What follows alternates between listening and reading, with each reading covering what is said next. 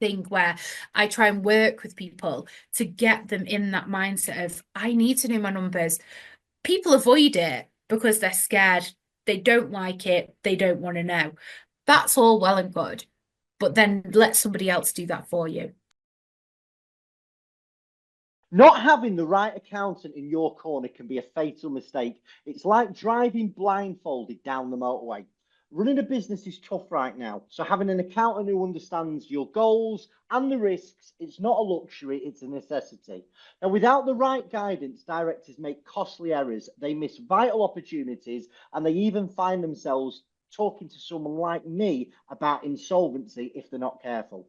So that is why I'm thrilled to be joined by Stevie Jepson, who has helped countless business owners navigate financial complexities with confidence. Stevie doesn't just crunch numbers, she is passionate about empowering businesses to make smarter decisions, avoid pitfalls, and hopefully achieve growth. In the interview, Stevie's going to share her expert insights. They're going to help you understand what questions you need to be asking an accountant. We're going to talk about some common mistakes directors make and how to avoid them. And we're also going to try and have a chat about how to find the perfect accountant for your business. So, Stevie, welcome to the Director First podcast. Thank you very much, Chris. It's lovely to be here and very excited to kind of share my knowledge and experience on how small businesses can find the right accountant for them. Fabulous. And listen, it's been, I feel like this has been bubbling for months and months. You know, that one thing or another, we've had to rearrange a few times. So listen, it's and we did have a few technical glitches before we dived on. So I'm We just did. really, really grateful to have you here.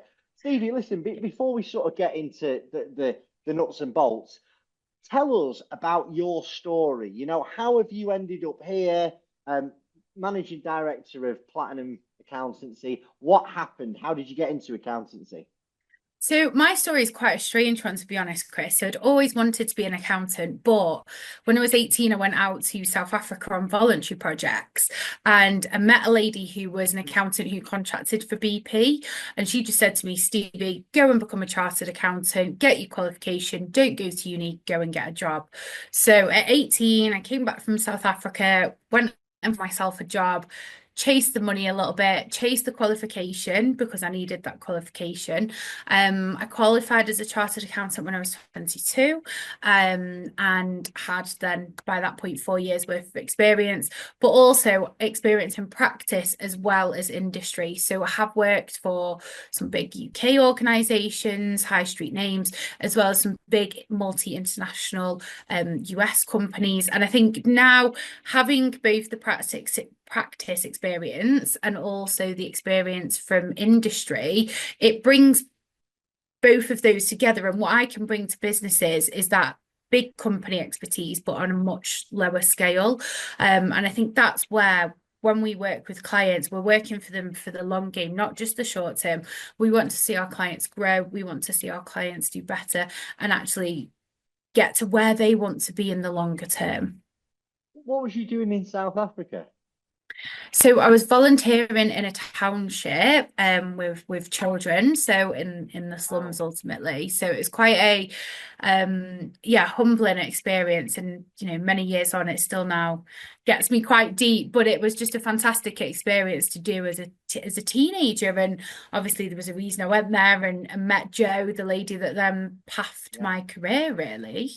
Yeah, yeah. I mean, listen, I don't believe in coincidences. You know, I think your life is just a series of twists and turns, isn't it? And you look back on them and think, well, Absolutely. if that never had happened, I'd never have been here. So, No. tell us a little bit about this woman that you met then, Joe, who sort of shaped where you was going and what you was about to do with your life. Yeah, and well, I think I was in a bit of a space where I was lost when I was 18, to be honest. All my friends were going to university. I was the last year where the student loans were low. So everybody was pushing you down the university route. It's now or never. If you don't go, your fees are going to be triple next year. So very much pushed down the university route. And of course, who doesn't want a party life in their early 20s and their late teens? But actually, I actually realized when I met Jo, and she had the flexibility to go out and be in Africa for 3, 6 months of the year, but actually go and contract and work as the accountant for BP, earn the money to then facilitate her traveling. And I just loved the idea of being able to do that. And that was obviously why then I thought, right, I'm going to go and earn some money. I'm going to get qualified. My 20s couldn't have been any further from going out partying. It was very much study, study, study, college most weekends, but it's all paid off in the end. Yeah, yeah, wow. Well, you mentioned there about the difference between practice and big business. What are the key differences? So I think small businesses really could do with input from people that have been within big organizations.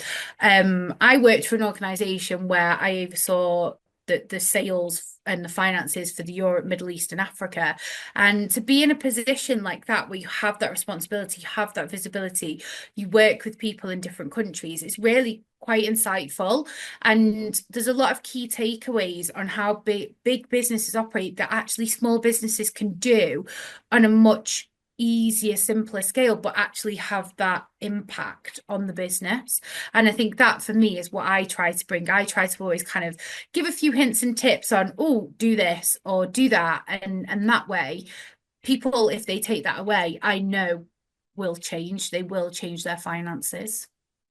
I mean, I don't know if you ever come across him, a guy called Tony Robbins. He's like an inspirational speaker, but he Yeah. says something like success leaves clues. And like for me, it doesn't matter what, there are certain principles in a business that if you apply them, regardless of what size you are, they're gonna. I mean, I didn't. We were never going down this route. I know we had a couple of questions, but I think the ones that are unscripted generally come out a lot better. What are some of those principles that you've seen in big business that small, medium-sized family business in the UK could use? Yeah, and that's such a common question, Chris. And for me, it's all about knowing your numbers. The amount of clients that we get on board, and I say, "Oh, then they're just looking for maybe their statutory year-end accounts to be done once a year." And I'll say to them, "So what's your turnover?" And they don't know. Who does not know their business? And we're talking here hundreds of thousands of pounds worth I of get it. turnover, and the people still do not know what scale of business they're running. And for me, that's the most important thing. You get to that point where in life you know what you want or what you need to earn in order to live the life that you want to live. So if you look back from that and you start by saying, well, actually, I want to earn £30,000 a year. Okay, so that's what you want as personal income. How do you get there? Well, you get there by looking at your profit from your business, the expenses in your business, the income in your business. And if none of those are giving you what you want, then you've got a problem. And it's about digging deeper to say, well, actually, the sales aren't going to give me that 30K profit of income that I need. So actually, how am I going to increase sales by 10%? And then that's a problem I can't help with.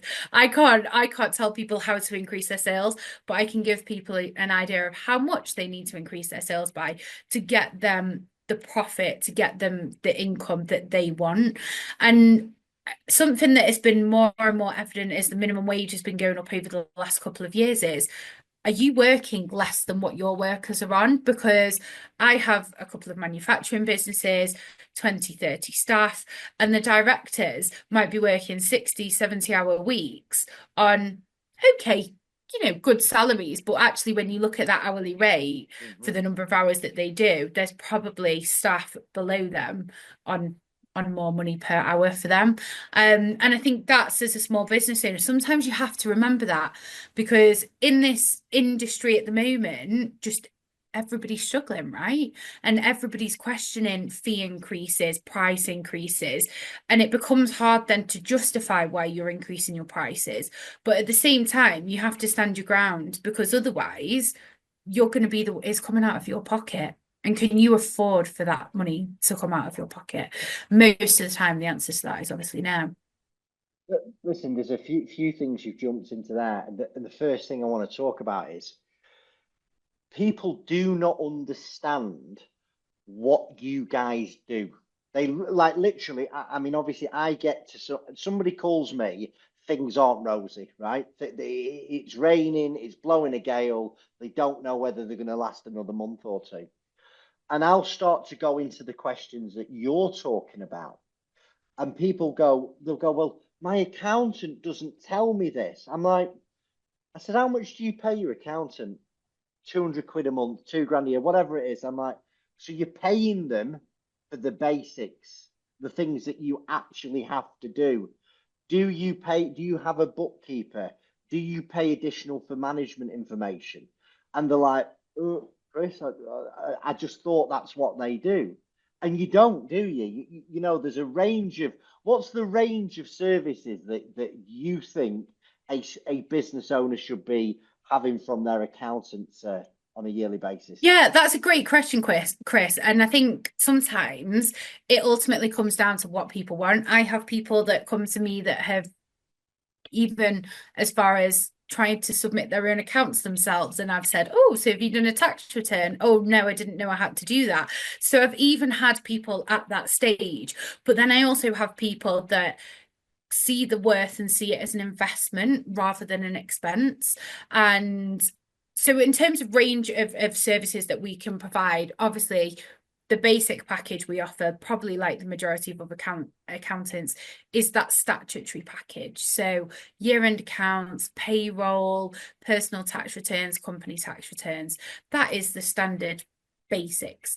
And then you can kind of work it up. So we offer training on bookkeeping systems, and that's something we can come to onto in a little bit, where actually people are getting these systems, but they're not necessarily operating them in the right way, and that causes more problems down the line. We equally do management accounts, we offer bookkeeping, and it's all these extra services. But then I also work as a fractional finance director, so between 1 day a quarter or an hour a quarter to all the way up to 1 day a week. And actually having that insight, having that conversation really deepens and drives things forward. So one client that I have has been a client for 4 or 5 years now, quit his 30 grand a year job, went it on his own. And we get together about once a quarter just for an hour to see where things are at, to see where things are going. He now, on his own as a sole director, turns over £500,000 a year and makes a really, really good profit. And that is all on his own. He's just now set up a shop and he's looking to expand. But because and I'm not saying this is all down to me, of course it's not, but because we've worked together and we've worked together on the numbers have got where they needed to be. If he knows he's not bringing in enough money, he goes out and does something about it. And he's always been aware of, well, this is where I'm at, that's where I'm at. And having that visibility, having that knowledge, but also in real time. Because the amount of tax returns we've come into January to do leaves us no time to really advise, no time to be reactive. We've got 2 months before the end of the next financial year. Not much we can do in that time. So actually being more proactive with the finances also makes a massive difference. I mean, in my role, you know, I've learned so much over the years of doing this, and sadly, I learned what not to do in a business. And when someone sort of goes through a process, what we do is we have a chat with them afterwards. Actually, some of them are really brave and they let us interview them on YouTube. It's not for everyone. But one of the things that I say to people is like, what would you do differently this time? And absolutely every single one of them goes, I need to understand numbers more. Because that's what we drill into directors, especially, I mean, some people are just going to liquidate and stop, okay, and go into employment.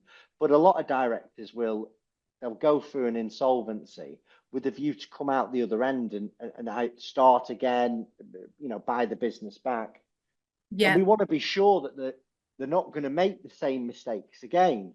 absolutely. And it's like, you know, that information on a monthly basis, like you've said, it's like it's critical. You know, you can't be you are blindly driving down the M6 if you're not Yeah. getting a profit and loss. You know, if you're not. And putting that's the money thing, away. and the systems now have this information so readily available. And I think this goes back to a point you said earlier, Chris, but making sure the data in the system is correct is a real challenge that we're facing with clients at the moment because the packages are sold as off the shelf, off you go. And it's not necessarily that simple. And sometimes the numbers you're getting wrong or the way it's been done isn't correct. So we're really doing a project at the moment to try and work with clients to make sure their bookkeeping is correct because people really do underestimate just I mean, bookkeeping isn't complicated, but actually when it starts to go wrong and it spirals out of control, we sometimes end up having to send a bill for the correction work because it might take us a day or two to unpick things and redo it correctly, and that's not what anybody wants. So making sure that data is correct I, is critical. I'm smiling because I've made the mistake. I remember starting a new venture, and obviously we were skin. It's like, listen, let's just give this a go. And the accountant has said, what was it, about 300, 400 quid a month to do. And I'm like, listen, we can't afford. I says, but my colleague, who I asked her, I said, can you do this? And she sort of went, yeah, kind of, you know. And anyway, we got 9 months in and things were going better than we expected. And I've gone back and I've said, listen, I know that that's not quite right. And the bill I got to sort out 9 months worth of mess was like eye watering. And because that's I mean, for me, it's only my opinion is if you are not trained in this, you've got to outsource it. You know, for me, it's like I know what I'm good at in my business, and really, I should try and keep doing as much as that because you talked about something earlier that I wish more business owners understood, and it's actually boiling down to what your hourly rate is.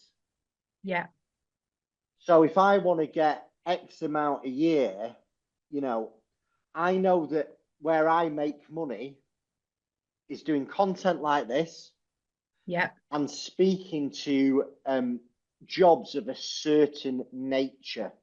Like if it is a 4, 5 grand wrap up, one of my team can deal with that absolutely easily. That there's no issues with it.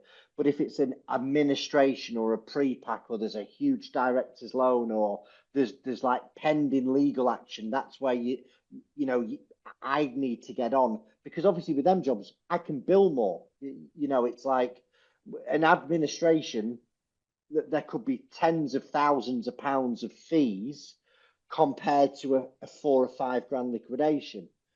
Now I remember at the start I'd drive to London for a 5 grand liquidation. I was just so happy someone wanted to work with me. I'm like, you know, because that's what it was. And I did that for years. Like I'd literally I was a, I am a, I'm not gonna say I was a, I am a control freak, Stevie.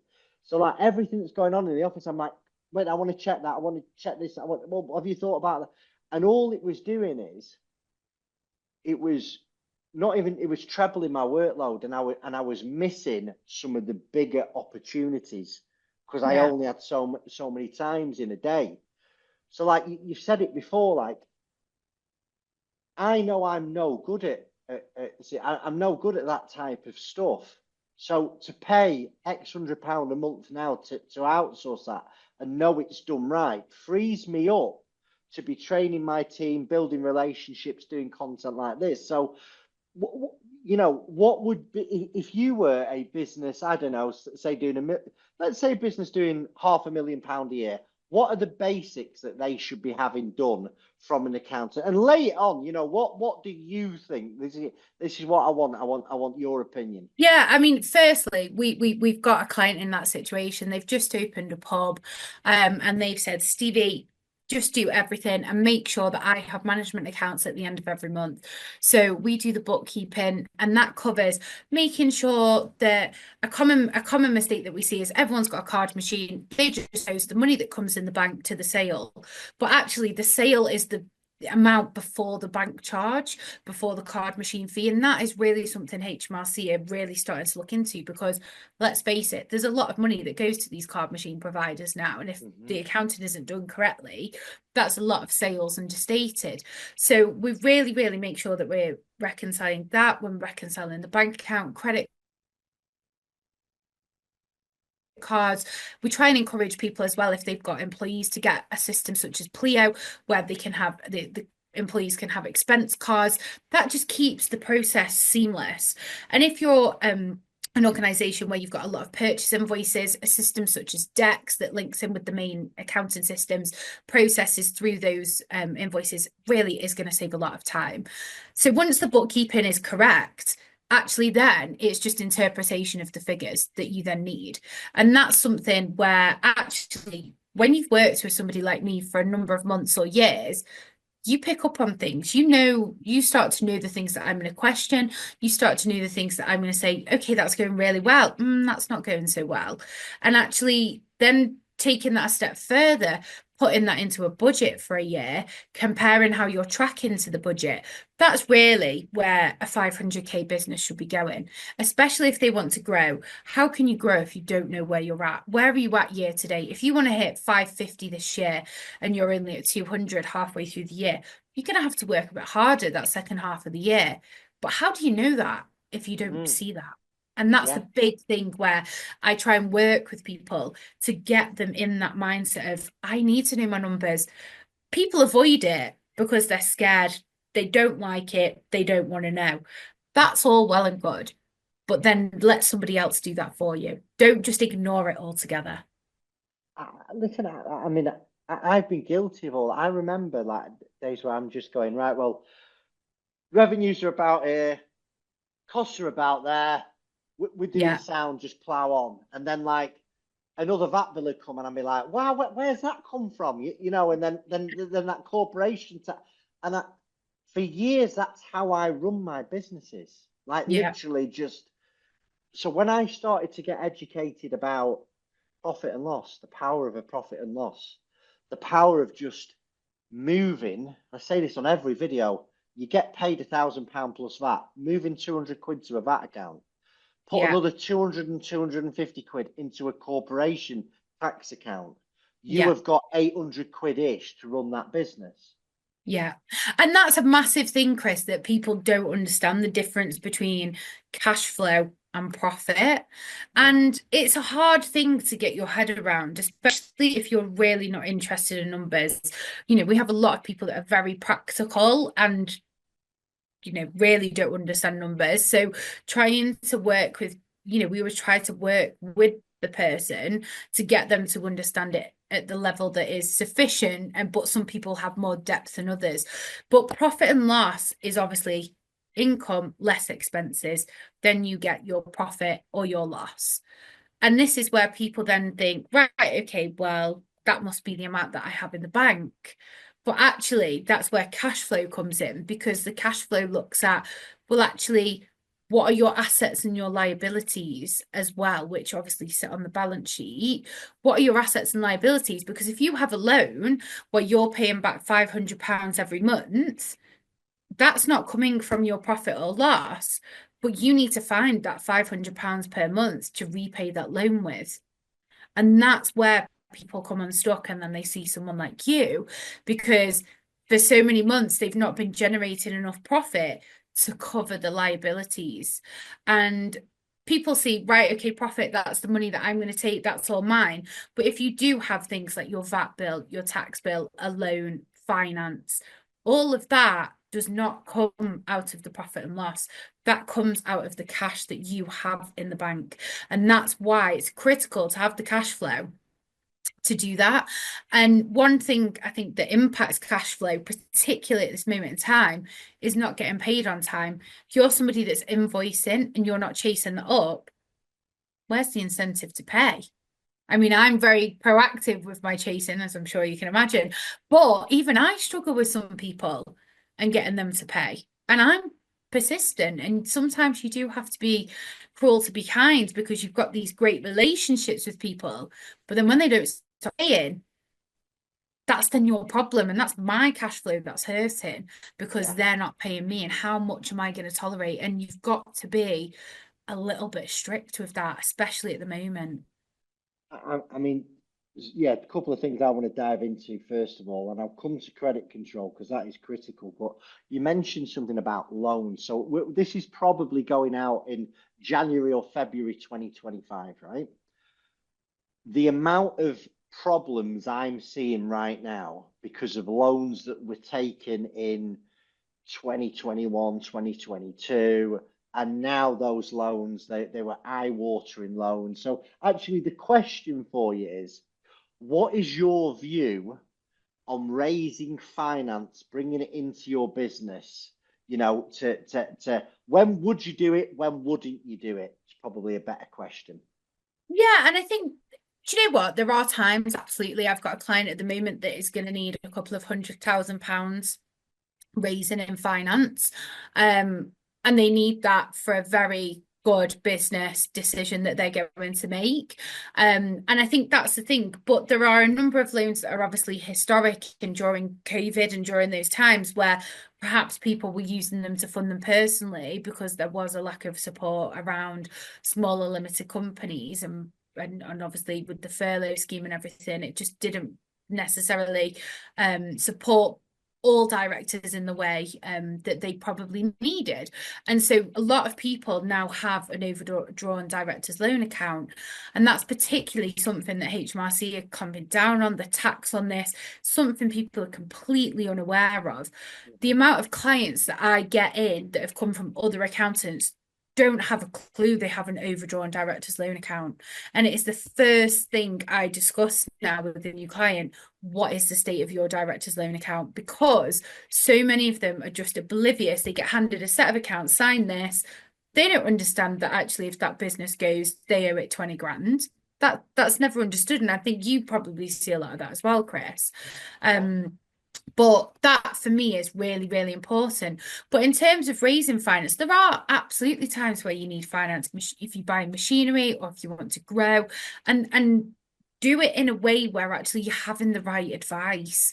If you're getting somebody to get you a loan, well, find out the implications of that on your cash flow. Have a look at the implications on that from a profitability point of view and further like what are the impacts going to be for you on a monthly basis. People go into a lot of these decisions blind. Yeah, yeah, and the back's against the wall, and it's like, I need money, I need money. Yeah. The question is, why do you need money? You know, if it's for a bit of machinery, I completely get that. That's like, I'm going to buy that. It's going to make an efficiency. The aim is to increase my output. But I get, obviously, I get a specific end of the market where things are going bad. But I'm tracking back and we're going through that the last 12 months and 12 months to 2 years, and they've took these loans. I'm not going to mention the lenders, right? Everyone knows who these lenders are.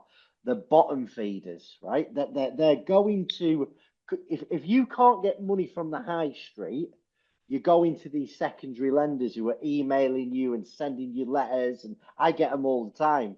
And Me too. Yeah. and it's like, okay, I'm going to give you this money, but I want a personal guarantee off you. Okay. Now, it comes back to numbers, doesn't it? Why does this Yeah. business need money? If it's not there to invest in growth, if you're just needing money to shore up cash flow, for me, that's a massive warning sign, isn't it? Absolutely. And that's at the point where they need to be saying, hang on a minute, I can't pay my bills this month. Help. Someone help me. Someone tell me why I can't pay my bills. And if you question that in month one or even month two, there won't be a month six by the time they come to you. We can, a lot of the time, you can nip it in the bud. We can stretch things a bit further. We can, you can work things out. It's when things are ignored that it all spirals out of control. And as you say, if you're taking out a loan with really high interest rates, that can cripple the cash flow at times even more than the sometimes small cash injection you've had in is actually eaten back in 6, 7 months. Mhm.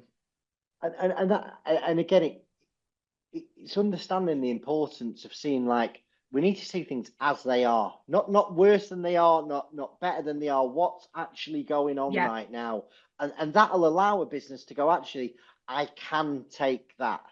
But for me, absolutely. if you are thinking about putting money into your business and you are being asked to sign a personal guarantee, you have got to be 1,000% that this is going to work. It's like, because I see it when it goes wrong, Stevie, all the time. The Yeah, yeah. majority of liquidations at the moment have got some type of personal guarantee, be it bank, a loan, C bills, RLS loans, certain credit cards. And it's like, and then you've got the problem of, like, if you put business through an insolvency, you've then got to restructure all these personally guaranteed debts. Yeah. And obviously, yeah, okay, you can pay it out your business, but how is that going to be seen in your personal tax? If you're spending 30 grand a year servicing personally guaranteed debt from an insolvency, well, you haven't got a lot much more room to go before you're starting to go increase, get to an Right, tax increased bracket. tax bracket. So Yeah. it is it's a mess out there. It really is an absolute mess. And do you know what? It's such a shame, Chris, because it happens to a lot of people. And this is why we're very proactive with our approach. So we've got a great CRM system that is, really intuitive, very good with the reminders, which people don't always necessarily like, but it's good to be present. And so we try and encourage people to get their year-end account stuff in as soon as possible. I had a meeting the other week with a client who had a November year end. So we're 7 weeks after the year end. We've done the accounts, we're having the conversation. And unfortunately, they'd had, a little bit of a worse year than they had previously. But now they've got another 40 plus weeks to actually really drill into that and make some changes so they're not in the same position the second year. And that's why I think another thing that is really critical with an accountant, having somebody proactive, get your accounts in as soon as you can. You're going to have to do your accounts, whether you do them Yeah. now, whether you leave it right to the last minute, they're going to have to be done. But if you've got the knowledge to get you through a tough patch, that's really going to play to your benefit. And that's the mindset that I try and spin onto people. Look, if you want to leave it to the last minute, that's fine, but we're going to be in the same position next year. If you work with us, get it done sooner. Let's have that conversation. Let's look at perhaps what's going wrong and what needs changing. What are, in fact, before I get onto this question, I want to talk about bad debts, because that's another thing, is people are so scared to ask for the money they've worked hard for. So, Right. It's sad. yeah, give us some inspiration here. Show us hard-faced Stevie now. What do you do? What do you say? At what point do you turn up at the door knocking? I'll be honest, I'm a bit guilty. I am great with other people's businesses, but like with anybody, when it's your own business, you fall, a little bit hypocritical, yourself really. So I see this day in, day out with businesses. Nobody is on top of their credit control. When you're that person that's doing everything, how can you be?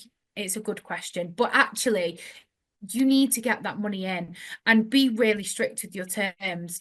And it's uncomfortable at times. I've unfortunately got a client that wants the work to be done but doesn't want to pay for it. So, well, that's fine, we're not doing the work until you've paid for it. And it's Mhm. and it's hard, and that hurts me a little bit because we're so passionate about our clients, but then you have to be realistic that at the end of the day we're all running a business and you have to get that money in. Now more than ever, I am seeing so many clients with bad debt. You're seeing more insolvencies. That's Mhm. more people owing people money. And it's the genuine people that are getting hurt. So my tip with credit control and what I'm saying to every client is you've got to stick to your 30 days, and then you've got to have a rough policy that you're going to follow. So someone doesn't pay after 30 days, you're going to send them a reminder on day 30.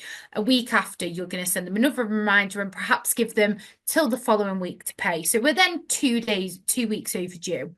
Mhm. perhaps at that point, then you might actually want to kind of start some legal proceedings. Now, there's some great platforms online where for £20, you can get a legal letter written to send to the client. Happy days. Is it worth £20 to get that money in your account? Of course it is, especially if we're talking big numbers. So that's the process that I follow. And then obviously you hope that they pay when they get the letter. Majority of the times they do. Fortunately, some don't. So then you follow the process with them. And actually they're these platforms online, very, very good. And one client actually got the money through debt collectors going and actually demanding the money through that process, and it cost them maybe £300-400, but obviously then they got that money back. So yeah, my tip is you've got to be persistent. Don't put it off. And if you feel uncomfortable doing it because you've got the relationship with the customer, get somebody else to do it. Get somebody else to do it for you. Virtual PAs are really good for this. We offer this service, but you don't need to be financy to get on the phone, say we need the money, and say we need it now. Show me the money. Show me the Um, money. and That's that's it. exactly it. Those who scream loudest get paid first, don't they? They really Every do. business is the same with that, Chris. And I tell clients that every time, particularly the nicest clients, Mhm. you do see that they're the ones with the high bad debt. It's true. And sort of leads on to another question that I wanted to talk to you about. What are the most common mistakes you're seeing small business owners make at the moment? This is a really good question because when we're going through our processes of liaising with clients on what we need for the year end, we'll always ask, so what personal expenses have you incurred? Oh, none. So, you've paid for everything out of your business account. It's never the case. There's always those cheeky little Amazon expenses. Amazon accounts are the worst. Everyone always finds something in that Amazon account.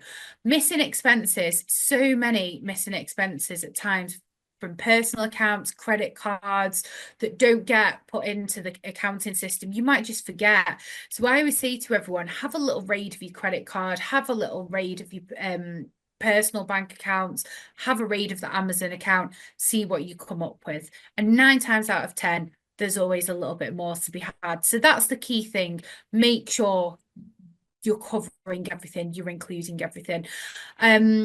Also being proactive with the accountancy. There was a client we had last year, and unfortunately, she'd not had a payroll put through the company. That could have been an easy 2.5K we could have saved her in tax had she come to us 6 months sooner. So make sure you're engaging with the professional person that you've got that's meant to be on your side, that's there for you. And it's never nice telling someone, well, if you'd have done this, but they won't make the same mistake again, hopefully. Yeah, you got to learn. People sometimes need to feel a bit of pain to learn. That's the sad reality. So, how often do you want an accountant? How often do you want a client to be in touch with you in an ideal world? I think that's a tricky question, Chris, because it depends on the client, where they're at, because I have big clients that I touch base with once a week. I have some clients that we just do the year-end accounts for once a year. So it depends what's going on in the business, what's actually happening. But I think really a quarterly check-in, or even for a small business, just twice a year, your year-end accounts review, but then a meeting midway through the year to sit down and say, actually, we're midway through the year, you're not tracking how you should have done. What do you need to change to get where you want to be? Or actually, do you want to put some money in your pension? I want to buy a new electric car. What kind of route do they want to take to try and save some money? That's the big one. Okay, so yeah, another one I want to talk to you about. Okay, hacks to reduce personal tax if you're a director. What would you be doing? I think the key one is looking at the business and then looking at the personal tax. So it's really tricky. Okay, everyone says this to me. I wasn't expecting that tax bill how I need to reduce that for next year. Well, you have to spend to get the tax off. Okay, so that's the first thing. You have to lose some money to save some money. So if you've got a company car, perhaps switch into an electric car. There's obviously way more tax efficiencies around an electric car, so that's a good one. Pension contributions, not always everyone's cup of tea, but even just a little bit here and there will still save some money. But again, just making sure you're getting everything through. Also, things like entertaining. If you're entertaining clients, people often think, oh, I'm not going to put it through I can't put it through the business. Well, actually, yep, you don't get the VAT back on it. Yep, you don't get the tax relief on it, but you're saving the personal tax because that's not coming out of your personal tax part, your personal dividends, it's coming out of the business. So it doesn't, yes, okay, it doesn't save you VAT and corporation tax, but it does save you a little bit of personal tax. So they're my kind of three, but make it the biggest thing is making sure you get everything through the business, those personal expenses, that mileage, those are the key understated figures. What's the craziest thing someone's tried to put through as entertainment? Chris, I'm not sure I can answer that question.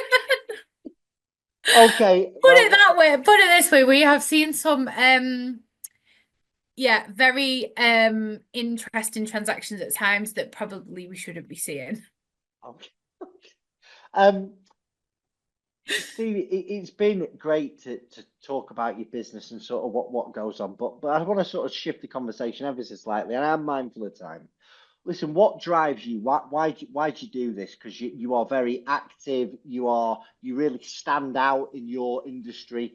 Because listen, I call a spade a spade. A lot of accountants, they can be quite boring and they have a boring subject and they don't. I love your posts. I have always, and that's why I've hunted you down to get onto this podcast. Why are you different to most accountants out there? What drives you? Well done, Chris. It's taken you a while, but I'm here. Do you know I'll what? I track love you what I down. do. Exactly. Um, I love what I do. I love numbers. I'm good with numbers, but I love people. I mean, I've been stuck in my house for a few weeks because I've had a health issue, and I'm honestly going a little bit crazy because I haven't had that people interaction. And that for me is the biggest thing. Like I care. We're on the 27th of Jan now.